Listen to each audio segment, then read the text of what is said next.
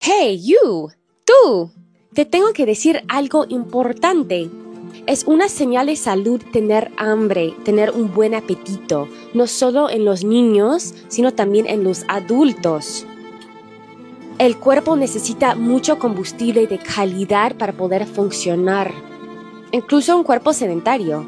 Hay tantísimos procesos metabólicos que están pasando día y noche que se requieren nutrición y caloría. Tener apetito es muy sano. Y oye, si no tienes apetito, hay mucho que hay que investigar. Es muy probable que tengas niveles elevados del cortisol, la hormona del estrés. Y es todo un largo proceso recuperar el apetito, pero sí, es posible.